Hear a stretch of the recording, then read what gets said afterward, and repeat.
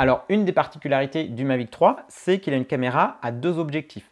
On a le capteur principal, donc un format 4/3, 20 millions de pixels, qui permet donc d'enregistrer au format 5,1K jusqu'à 50 images par seconde. On peut filmer en 4K jusqu'à 120 images par seconde. On a également le retour du mode cinéma, le 4K qui est un petit peu plus large que le 4K standard, c'est le mode 4K ciné qu'on avait sur les Mavic Pro de l'époque. On a un champ de vision de 84 degrés et une focale équivalente à 24 mm. Et comme sur le Mavic 2 Pro, on a une ouverture variable qui va de f2.8 à f11. On peut faire la mise au point de 1 mètre jusqu'à l'infini et on peut enregistrer en D-Log 10 bits. On peut encoder en H264 ou H265 et pour la version ciné, on peut enregistrer donc au format ProRes. Donc la différence va venir essentiellement au niveau de l'encodage par rapport à la version ciné ou à la version standard. Pour l'objectif du haut, donc la télécaméra, le téléobjectif, là on va avoir un format donc différent puisqu'on va avoir un capteur qui est plus petit, un demi-pouce, 12 millions de pixels effectifs, un FOV de 15 degrés et une focale équivalente à 162 mm. Une ouverture fixe de 4,4 et une mise au point qu'on peut faire de 3 mètres jusqu'à l'infini.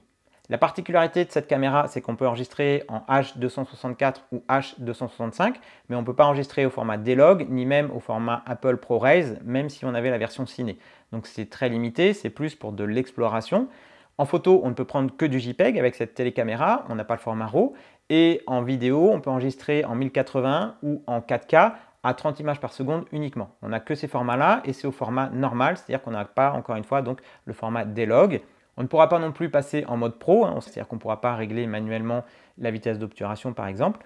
Donc ça se destine plus à de l'observation, au mode, donc comme il l'appelle, le mode Explore, à explorer ou à faire de l'inspection, ou pour donc repérer par exemple une prise de vue que vous souhaiteriez faire, ou alors pour de l'inspection sur certaines missions. Alors pour activer ce mode Explore, il faut appuyer donc sur la fonction les petites jumelles qui vont activer donc le mode Explore. On va voir tout de suite qu'il y a un petit crop qui s'effectue.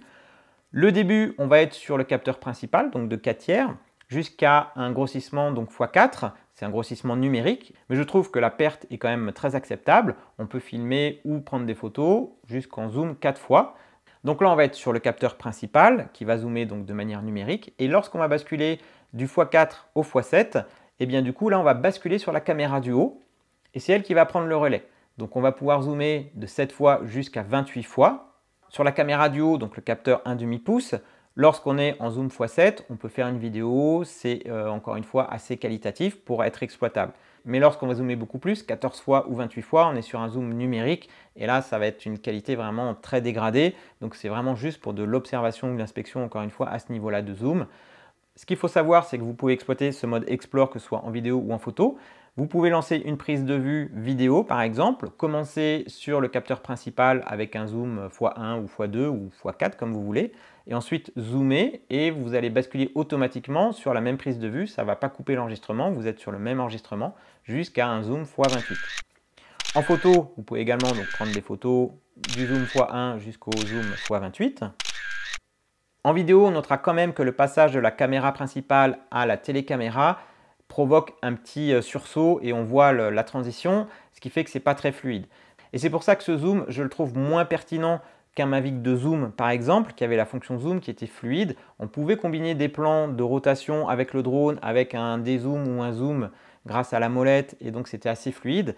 Là, on va pouvoir zoomer de 1 fois, 2 fois, 4 fois de manière à peu près régulière, fluide, avec l'objectif principal, mais si on veut zoomer plus, eh bien on bascule sur l'autre caméra, ça fait une saute d'image, un recadrage, et on n'a plus la même qualité, donc ce n'est pas aussi exploitable qu'un Mavic de zoom. Donc encore une fois, en vidéo, ça va quand même être très limité. Alors si on est en mode normal, c'est-à-dire sans que la fonction Explore soit activée, on ne peut pas enregistrer en continu, il va falloir arrêter l'enregistrement, basculer en mode Explore et ensuite relancer l'enregistrement. Une fois que l'enregistrement est lancé, quand on est dans le mode Explore, on peut zoomer de 1 fois jusqu'à 28 fois sans qu'il y ait d'arrêt au niveau de la vidéo. En revanche, on peut voir quand on passe au zoom x7, eh bien, il y a une saute d'image puisqu'on bascule, on change de caméra. Et là, ce n'est pas fluide au niveau de l'image. Donc sur une vidéo, je me vois mal exploiter le 1 fois jusqu'à 28 fois de manière régulière. Donc ça limite quand même, encore une fois, à de l'inspection et de l'observation. Donc ça va dépendre de votre usage. Alors une fois qu'on est dans le mode Explore, on peut zoomer de 5 manières différentes. Soit on appuie sur la fonction, 1 fois, 2 fois, 4 fois, 7 fois et ainsi de suite. On peut aussi maintenir appuyé et faire glisser le doigt de haut en bas pour avoir un zoom un peu plus progressif. Ou alors pincer à l'écran avec 2 doigts pour zoomer ou dézoomer. Avec la radiocommande standard, on se sert de la touche fonction combinée à la molette pour zoomer ou dézoomer. Et avec le Smart Controller, ou plutôt la RC Pro comme on devrait l'appeler maintenant, on a une molette dédiée pour le zoom. Alors maintenant, mes impressions par rapport à cette fonctionnalité. Personnellement, ce n'est pas quelque chose que je vais utiliser souvent, donc c'est plus vraiment destiné, encore là une fois, je pense, à une utilisation professionnelle, pour un repérage, pour de l'inspection, pour de l'exploration, avant une prise de vue ou alors pour inspecter quelque chose. Mais c'est vrai qu'en prise de vue, je trouve que ce n'est pas exploitable ou peu exploitable.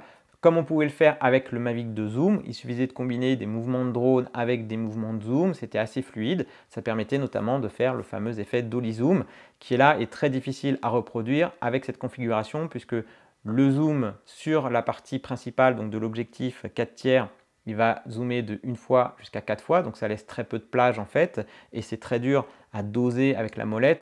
On va pouvoir intégrer dans une séquence vidéo des plans avec un zoom x4 avec l'objectif principal. Ça permet d'alterner un petit peu, donner un petit peu plus de dynamisme et un petit peu plus de détails sur certaines scènes. Et si on zoome au-delà de 7 fois, eh bien l'image est très pixelisée, donc c'est très difficilement exploitable dans une séquence cinéma entre guillemets.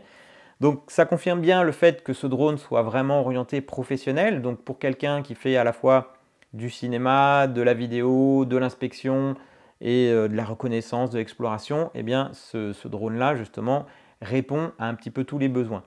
Ce qui aurait été idéal, ça aurait été de trouver ce capteur seul sur un drone un peu moins cher. Alors peut-être que ce sera le Mavic Air 3 par exemple, qui serait uniquement doté du capteur 4/3. Et là, on aurait un drone grand public abordable avec une très bonne qualité. Mais ça, c'est plus du domaine du rêve. On verra d'ici là. Je vais vous faire plein de petites vidéos, notamment la prochaine, ça va être sur la qualité vidéo. Je le compare au Mavic 2, au R2S, au niveau de l'autonomie aussi, on va voir un petit peu tout ça. Pour le test complet, on verra un petit peu plus tard, puisqu'il y a pas mal de fonctionnalités qui ne sont pas encore disponibles au moment où j'enregistre cette vidéo, donc au mois de novembre 2021. Donc ça va venir plus tard avec des mises à jour. Il y a pas mal de petites choses qui sont encore perfectibles sur ce drone-là. J'espère que ça arrivera avec des mises à jour. Je vous ferai également une vidéo récapitulative de tout ça.